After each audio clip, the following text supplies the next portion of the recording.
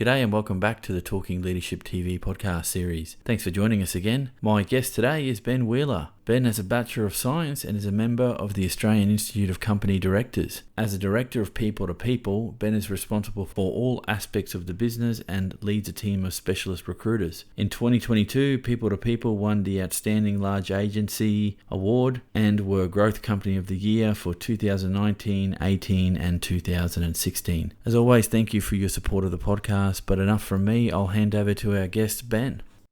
Ben, thanks for having a chat with me today, mate. So where we will start the discussion is around leadership pathways. And I want to ask you about yours, and maybe we'll make this a two-parter. So your leadership pathway and how that led you to the recruitment industry in Australia. Okay, so leadership pathway, I think even leadership journey. And I did think about this, obviously, that we were talking, and I think the journey starts a long time before the first day at work, that's for sure. So even think about leadership being, from when you were a child. So I'm one of 10 children, so it's a pretty big family, and you grow up and you're around and you witness leaders from the start, of course, whether it's your older siblings, your parents, and then you're at school, and then even in sport, and then when you get to work, you've obviously had a lot of exposure to leadership to begin with. And for me, actually getting into what I would say a leadership role was around 12 years ago, sort of first management position. But well before then, I'd learned a hell of a lot about leadership. And for me, I think looking at that journey, it's been a series of being influenced by some very good leaders and taking a lot from them and being inspired. For me, that's what leadership is. It's about being inspired to be better. And when I look back, there's at least 4 or 5 people that I would reference to say, they really had that impact on me and actually made me want to be a leader as well. And on the same sort of vein, there's also the bad leaders that you see, and I say bad, but the people you think, what, I don't want to be like that. I don't want to work with that person, or I don't want to be around that person, or in that team, or in that environment. So I think looking through the journey, it's been a series of being influenced. Yeah, that has come up a couple of times in my conversations, and I might ask you if you've had a chance to think about this for yourself. Do you think the bad ones stick more in your mind than the good ones, or is it somewhere equal or not? No, I don't think they do. I think you forget them. Because a good leader you're inspired by, and it really, you remember the names, you remember the moments. But I think if there's an environment where you've been in where you think this leader's not for me, I think you sort of forget them, and it's sort of you move on pretty quickly.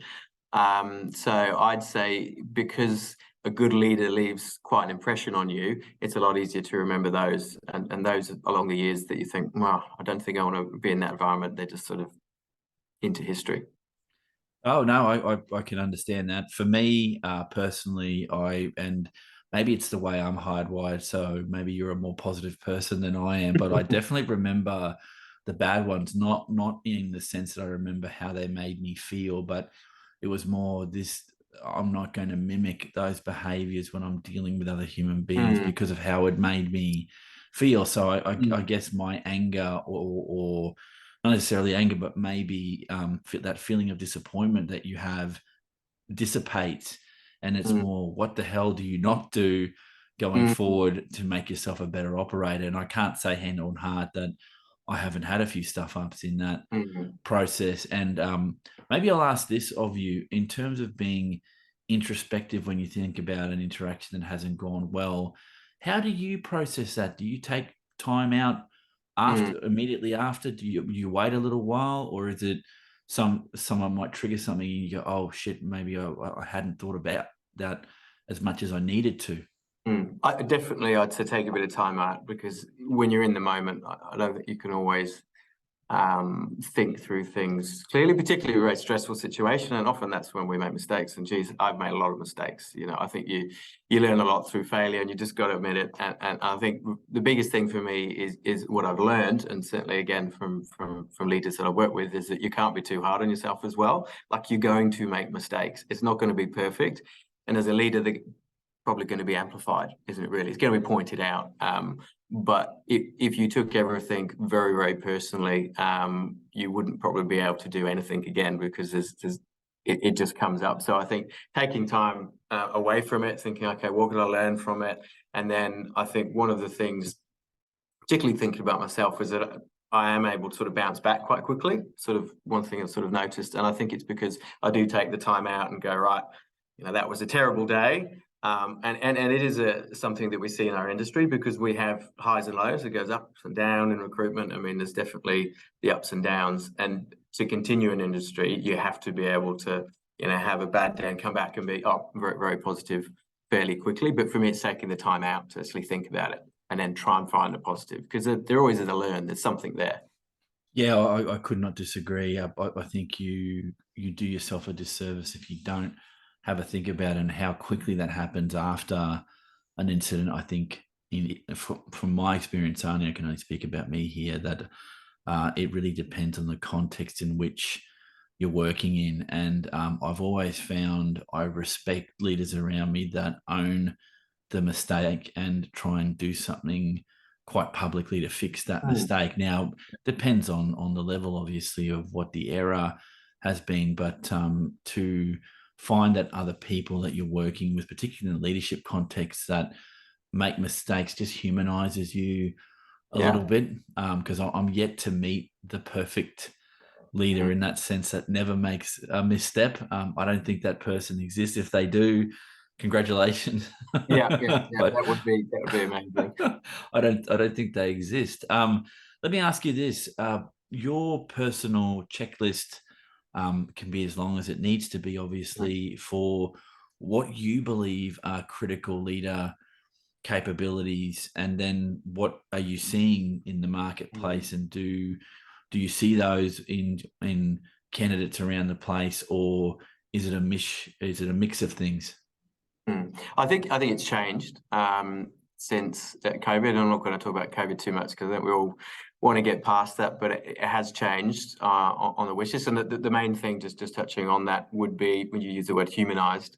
But I think during that period, and everybody, I'm sure, went through this, not unique to our industry at all. And of course, we're dealing with lots of different industries, talking to different leaders on a regular basis, different businesses, there was particularly that push for people just to check in with their workforce and say, how are you feeling? Now, that actually, for me, I was thinking about this morning, I was thinking, I don't think that happened genuinely on a regular basis prior. Of course, good morning, how are you? Good, thank you, how are you? But do you really sit down and not say, how are you feeling about work? It was actually a question saying, how are you feeling? And it's the whole person. And when I think about it, I don't think those conversations really happened that much. So I think as a leader, there was quite a big switch to actually getting more into the person than just speaking work. So the capabilities that I'd say that are really important and thought when recruiting leaders, which is obviously on a regular basis, would be that ability to have a sort of an authentic and a real conversation. And in order to get the best out of people, I think you have to. You can't just say, someone seemed particularly upset today. Oh, is it to do with work? No, okay, moving on. You have to talk to the whole person and figure out what's going on. So I think being authentic and real is really important, and I think that's really come to the fore more than ever. That ability to inspire others, and I think it comes from having those conversations and learning what's important, and also being able to switch depending on the actual people. One of the biggest challenges I find is often, particularly in an executive role, CEO, for instance, they tend to be quite the driver, quite intense and sort of pushing, and they sometimes struggle to think, well, why isn't everybody like me? I don't get it. And I think the weakness there is not understanding the motivation of the person. So say someone's in a different level role, and their focus might be that they want to just get the work done and go home, spend time with their family. That's the motivation. Whereas maybe this CEO, as an example, is I must hit this goal. I want to get this much, and maybe I'm going to get this huge bonus, and that sort of thing. It's different. So I think being able to understand the different motivations for each people is critical. And if you're just stuck in that one sort of sphere, you just see it again and again. You just get turnover below, because they push people, and they don't understand what the people are actually looking for. And if you don't know the motivations, it's just going to end up being a sort of a churn experience. Yeah, well, thank you for sharing that. And I have no issue with you bringing up the COVID process and what that meant for leadership. And you raised some very interesting points around what motivates me to be in a job is going to be very different to what Mm. motivates you. And let me ask you this, because I'd be silly if I didn't ask you, because you brought it up, and I think it's worth pursuing around. Um, Not exposing so much, but identifying leaders whose practice might not be up to um, up to speed. Is did COVID-19 expose ineffective leadership, and now we have to wear the consequences of that, or was it an opportunity, of sorts to get better practice from leaders? Where would you sit on that in broad I think it's terms, mate? both. I think it did expose ineffective leaders. I think it amplified it, is what I would say. So I think, and also just in general business, I classify two types of businesses: those that gain loyalty during that period, and those are the ones that really showed compassion and empathy and really thought about their employees, and those that didn't. And that typically would be the more old school type of leadership where they didn't really do a lot to look after their people. So coming out of COVID, they don't have loyalty. They actually got resentment, because you'd be talking to other people and other businesses and say, what's your business doing for you? And if they find out it's not as good as others, then you get the resentment. So I think from a leadership perspective, it amplified where there was that difference in approach. And I think that became more and more apparent as we were coming out of it. Yeah, I would tend to agree with that, and I'm hearing that quite a lot. And yes, asking questions around COVID is doing people's head in, but I don't think we're 100% out of what the consequences of that period are going to be. The biggest one that I can see, and I'm a Sikh tragic, and I look on LinkedIn fairly regularly, as some of us do, because I've got nothing better to do, is that I believe that the process of the hybrid working Mm, set up and the work from home, or whatever the combination is going to be the future of the work structure, particularly in white collar professional jobs. I don't think it's quite the same with operational blue mm, collar yeah, roles, because if you have to be in a factory setting and you have to be on site, working from home just won't work for some jobs. it exists. Yeah, yeah, and I think that is an important point you mentioned about the switch, the hybrid. That's probably one of the biggest things that I think has come out of it, and it's also one of the biggest challenges. And I don't think it's unique to recruitment industry. I'm sure it's very similar across a number of different industries, but for us, and it is a sales environment. I think people, just recruitment, it's just HR. Well, it actually has quite a heavy sales environment, and in that environment where I was talking about the ups and the downs, that's quite hard when you are in a remote situation. So one of the biggest challenges I think we have is managing that energy. And it was very easy when I go back years ago, when you've got your office full and it's noisy and everything. There's a hive of activity, because recruitment is an industry that lives on the energy. So it really, the more that you do, the more that things happen. It's about activity. So you can really get heavily influenced by other people around you who are doing things, and you get that sort of, someone used the word the vibe the other day, which I don't particularly like, but you get a sense of it. So when you're at home, that's quite hard. If you're very self-motivated, fantastic. But there's going to be times when maybe you lose a bit of motivation in an office environment. Maybe someone might see that you've been on the phone, you had a hard phone call, your head's down. Oh, what, I just heard that sounded pretty tough.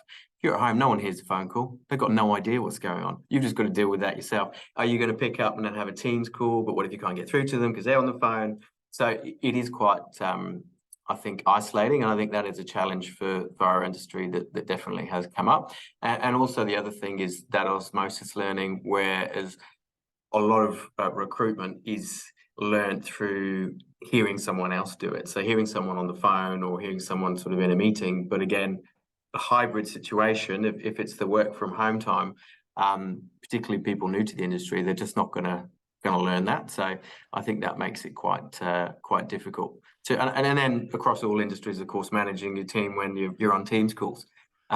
all the time is quite difficult. Whereas in an office, you could, it's quite easy just to point people out. Yeah, maybe you've had your Nostradamus moment there, and you're predicting maybe a change in the recruitment sector. I look from an outsider's perspective, and I'll wear my hat of being an outsider. I don't think recruitment is going to be any different. However, if what you're saying is true, and I have no reason to doubt you, that you learn from that drive of being around people and picking up energy and learning through osmosis, as you just rightly pointed out, that may change the tenor of what the recruitment sector looks like. But then again, you guys morph when you need to, when things get tough. And so I think you guys, as a sector, and I'm talking again, high picture and outsider to your industry, if those ebbs and flows exist as you suggest, and everyone knows that about the recruitment sector, at least those that have had any experience with you guys would know that ability to deal with ambiguity and change. I think if that's not in your DNA, you're not going to survive potentially as a recruitment business. And as a leader, how do you manage those ebbs and flows? This is interesting to me, because you've opened the door for this. So I might as well ask you, how do you manage that ebb and flow in your industry? I would say, because as you're saying, the ups and the downs and the ebbs and flows, it's about trying to find the positive. And there is one. I mean, even during COVID, thinking, right, well, we had, to give you some context, 70% drop in the number of vacancies. Like everybody, a lot of business, but the recruitment is quite sentiment based. So even we see sort of little fluctuations now. Confidence to hire people can change pretty quickly. So when that happened, it was thinking, right, what are we doing? We're definitely at a low here, and it was tough from a leadership perspective to find a positive. But then you think, well, hang on a sec, we can actually add value. Call all your candidates. I don't have any jobs right now. What I'm going to do? So you don't have to have a job, but you can re-engage with people, because there will be a point where it comes out of it, and obviously we've seen that. And there still is a positive to offering people advice, people that have lost their roles, making sure they've got their CV ready. You're still doing something good, so there is a positive, and just give you a reason really just to keep going. So it's always trying to sort of, I suppose, lift the motivation up to a higher level, even when a lot of people would have, the world's going to end. It's horrific, and I think as a leader, that is the biggest sort of challenge when you have your ebbs and flows, and everybody will have them, even if we exclude sort of economic times. The amount of times where things just don't go your way, and I think in our industry that you could do the dealing with people as if there was, we could call them a product. Your product can change its mind, not turn up, and if that happens, and dealing with people it does, it's on the recruiter as the middle person to sort of wear that, and that might be completely outside of their control, because of course no one can control people, but it's hard to take when you think, I've done everything I possibly could, but it's still my fault. And I think in this industry, you've got to be able to work through that, and if you're very forthright, so that's not fair, and you can't bounce back from it, then you shouldn't be in this industry. There's no way you'll last, because it will happen on a regular basis. You've got to be able to go through it, and then bounce back from it, because there's quite a lot of rejection that we deal with. Yeah, and that's yeah. Look, I hadn't thought about that element of it, and listening to no's or things not happening the way you want, or that rejection piece that you've just talked about, then yeah, that could be detrimental to keeping a positive mindset. But if you understand that that's part of what it is to work as a recruiter, this idea of being resilient in that context, you've got to build that resilience obviously over time, and somebody has to tell you this is normal, we'll get through it, and here's a strategy to do it. And this leads, I don't think for me to ask the following of you, if I could, Ben, around what motivates you to get up in the morning and do the job that you do as a leader, and seeing that in big terms, like what sparks your interest to do what it is that you do? I think, first of all, as a leader, and this could apply to any area, it's what motivates me is seeing where you have someone that might not believe that they can do something, and it's a bit, I'm a father, got 2 children, and not making the stuff self children, but when someone says, "Oh, I can't do this, I can't do this," and then they do, and then suddenly that belief sort of comes, and in a work context, you can see that people going out of their comfort zone just that little bit, and then they learn, they get better, and it's immensely rewarding to see people achieve things when perhaps they didn't feel like they had the ability or weren't able to do it. And I think, again, going back to sort of my journey, that's what had the biggest impact on me, and people showing some belief in me, inspiring me to do something that's a little bit uncomfortable, and you go, "Oh, actually, I can do it." And for me, that is massively rewarding to see others achieve. And then in the general, I'd say the industry, I really enjoy it because it changes so much in the day to day. You never know what's going to happen dealing with in the people business. So there's always something that comes up that you couldn't have foreseen, but it keeps it really interesting. And you're always, I think, challenged. And for me, if I was in a position where I'm not out of my comfort zone, it's actually, and I was in a role for a period of time, and it was probably the toughest part of my working career, because I just felt like I was going nowhere. I'm not being challenged, and it was really, really tough. Whereas in this job, you're always challenged, so it sort of feeds I think what I need to be pushed and made to sort of think on your feet. Yeah, I've often thought, again, outside of looking into the recruitment industry, that those that are seriously successful in recruitment are a mix of leader and entrepreneur in some sense, because your appetite for risk and your appetite to deal with change is a little different to the average person. So for me, working in your industry would be a nightmare for me about what does success look like, constant Mm, rejection, mm. having to pick yourself up all the time, and being able to deal with that nuance of change on a regular basis would be quite draining for someone like me, particularly um, being an introvert. So generally across every level of the business, you'll find, because the people business, we would attract extroverts, certainly more than introverts. With leaders, there's certainly some that would, particularly talking about the hybrid office environment, they really do need the energy of other people. And I know one in particular that is exactly true. But for myself, I would say I don't necessarily need to feed off others, quite self-motivated. So I wouldn't say it has to always have to be an environment where we're around people. So a hybrid situation, I actually think, has been a fantastic thing, and I think it's great because the role itself does take a lot of your, what I call, social battery. And I'm an extrovert, but I'm not an extreme extrovert. So I don't need to get my energy from other people. I enjoy the interactions, but I also need that downtime. I really do. And if I don't get it, wow, I know about it. So I'm pretty strict about it, that I'm calling it. I need to go and have it. I mean, I've been at conferences and so on, and think, right, I'm going to need to put aside some time just to sort of recharge your social battery, because it runs out. Whereas an extreme extrovert, they don't stop, do they? They're like, where's the next party? Where's the next thing? They're sort of onto it and onto it.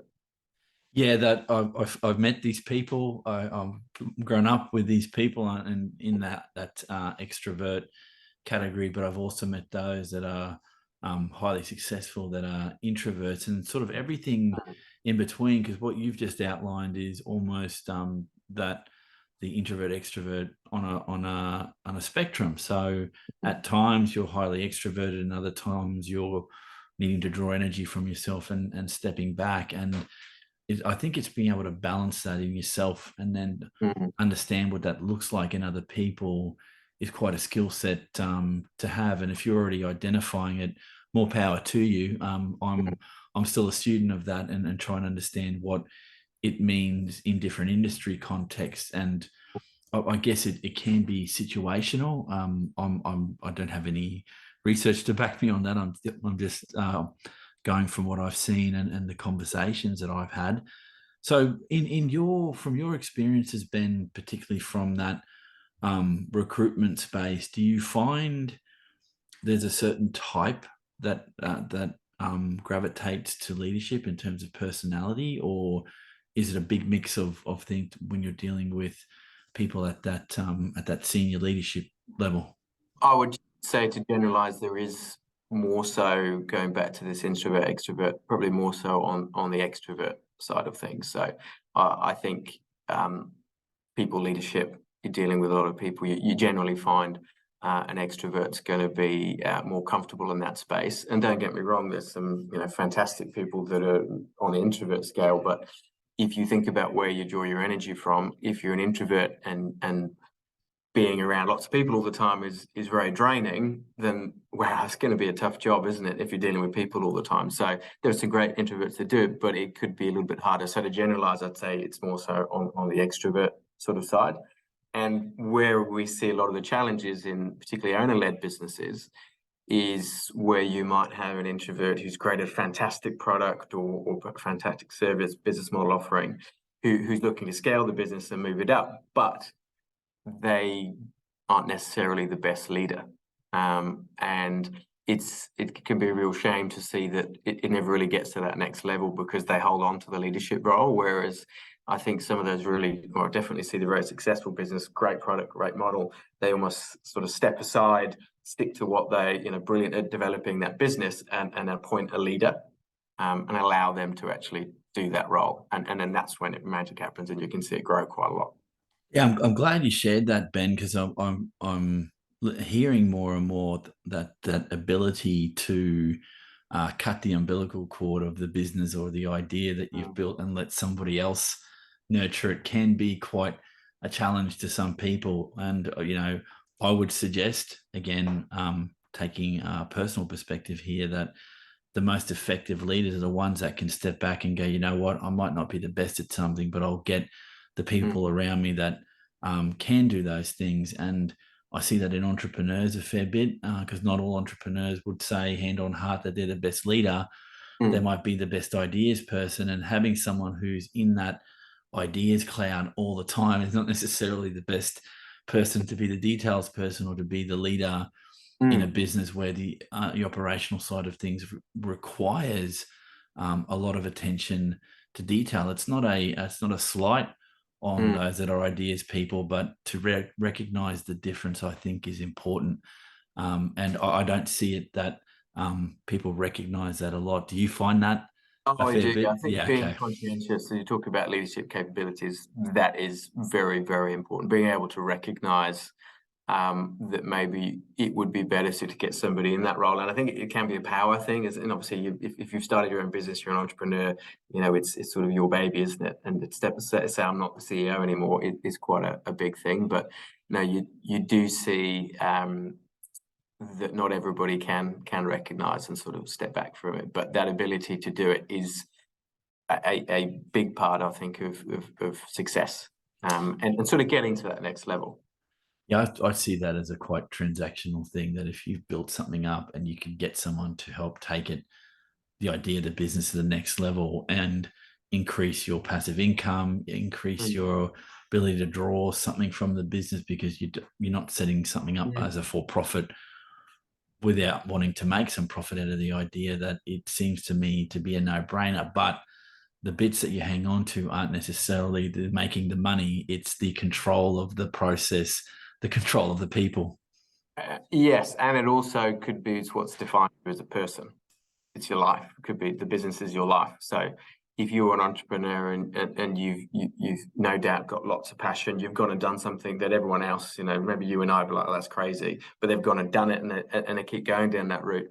It has defined them as a person. So to let go of that, that's a very, very tough thing to do. And even though there's many consultants that would say, oh, this is the right way to do it, and it's all probably quite straightforward, to actually do it, very difficult to do. And I think it actually really works smoothly where that happens, that they're able to genuinely sort of let it go. And it's a trust thing as well, to have somebody else come in and sort of start calling shots.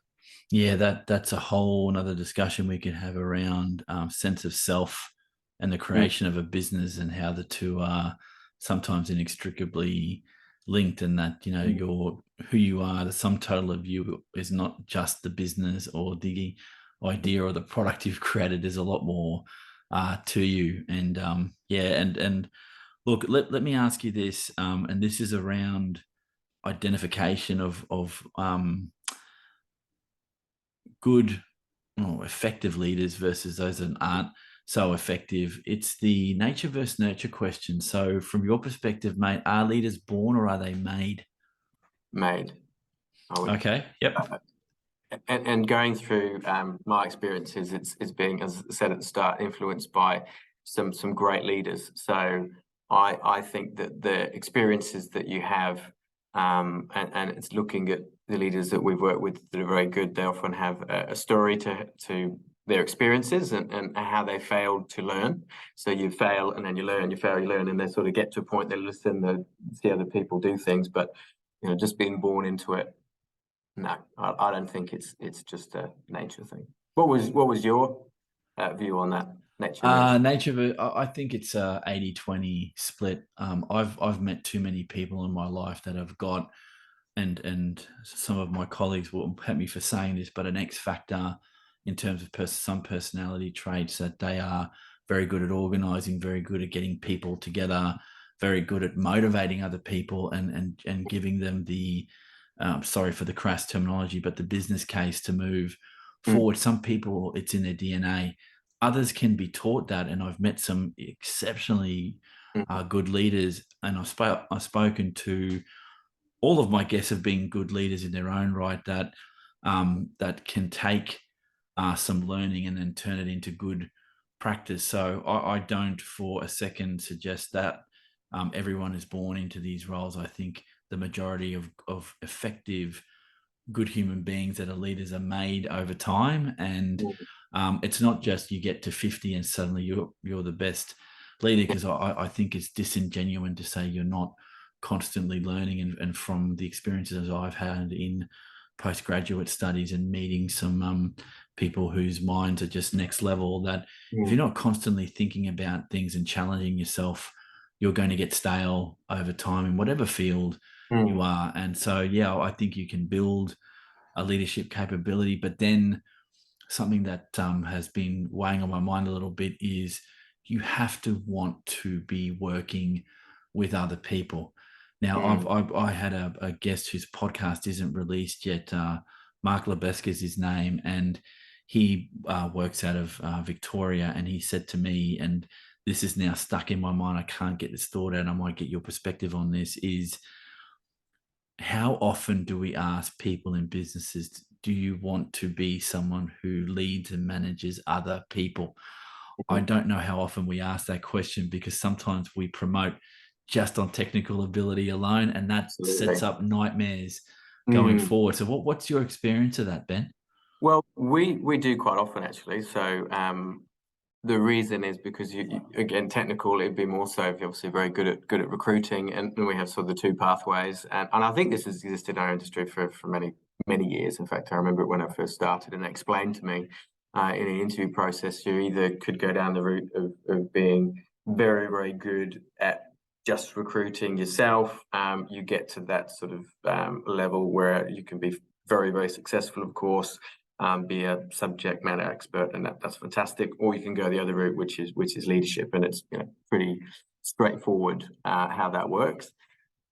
Doesn't mean that always goes exactly to plan, because, like you were talking about, perhaps if somebody is very good at one thing and then says, "But I want to be a leader," what if they don't have the capabilities, that level of conscientiousness that I said?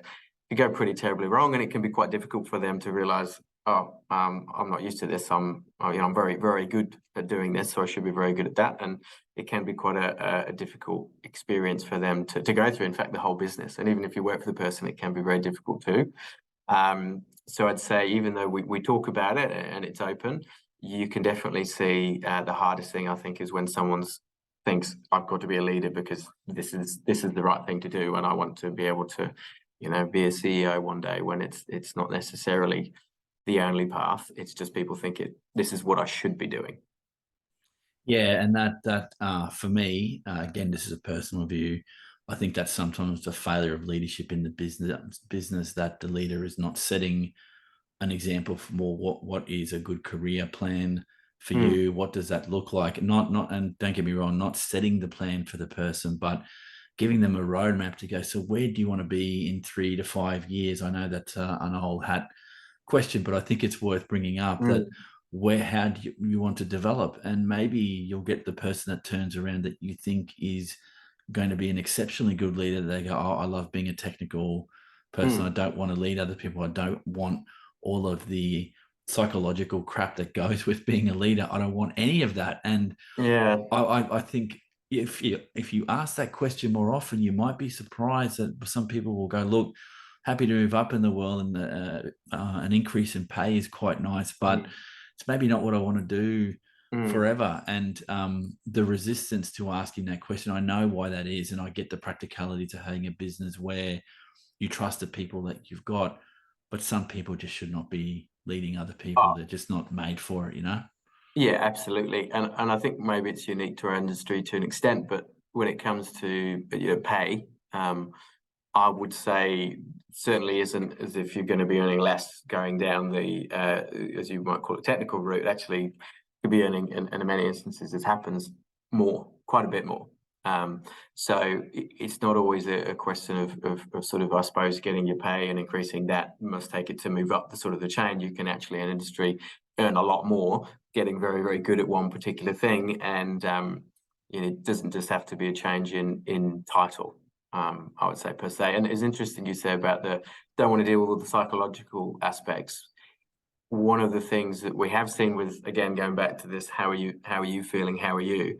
I think that has made people that are sort of moving through their careers look at that and say, oh, God, I don't know whether I want to deal with all the people issues and concerns, because as a leader, by going back to looking at more the whole person than ever, and particularly around mental health. And I think it's fantastic that we're all talking about it more than ever. It's really important. It's a great thing. But what I've seen as a challenge across all industries is you see, and you still see it now, but you saw it particularly during COVID, that leaders would be asking these questions and all of a sudden get all this information about things that aren't necessarily work, about people's personal lives and everything like that.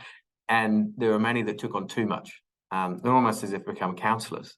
We're not qualified to do it. They don't really know how to do it. They're giving out advice, and it became very draining for them, and then it affected their mental health and brought them down. So I think that was something that a lot of people went through, that had to sort of step back and say, "Hey, that's actually, I'm not a psychologist. I can coach the work aspect. Of course, to do that, I need to know, the whole person, but there is a limit to it. Whereas others just, I think, can go too far.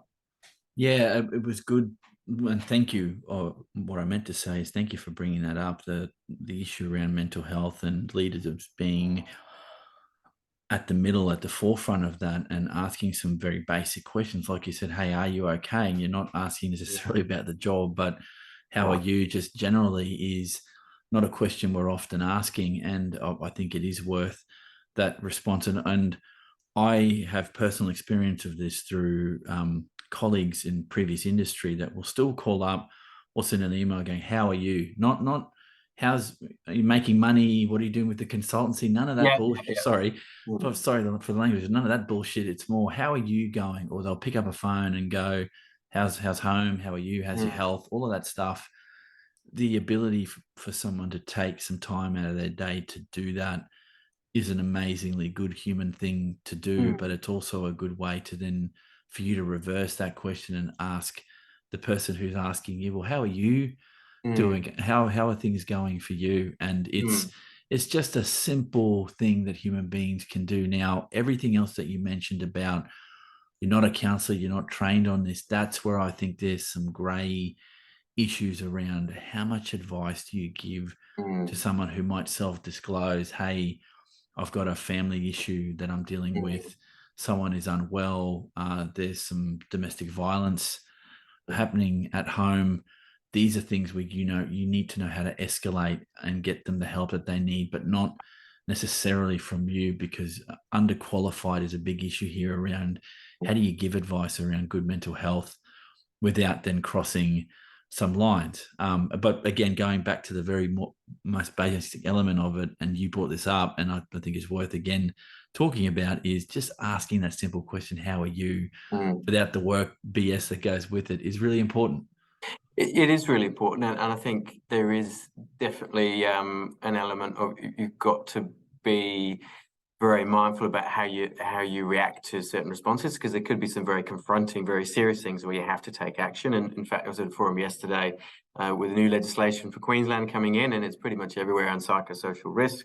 And and I think it's fantastic. It's on the employer to look after WHS, which includes your mental health and how you respond to instances where people might be struggling. And I think that for the most part, a lot of people are very underprepared to deal with that. And I think coming out of COVID and now talking about it as managers, they're like, wow, I don't really know what to do here. So we've certainly tried our best in our business to say, hey, that there is a point and these are the actions that you need to take. It's something that can't be left. It's really important. And I think everyone talking about it is better than ever. We work with a charity, we're a sponsor Mental Awareness Foundation, and it's been really good to see how they've really raised that awareness of just having that conversation.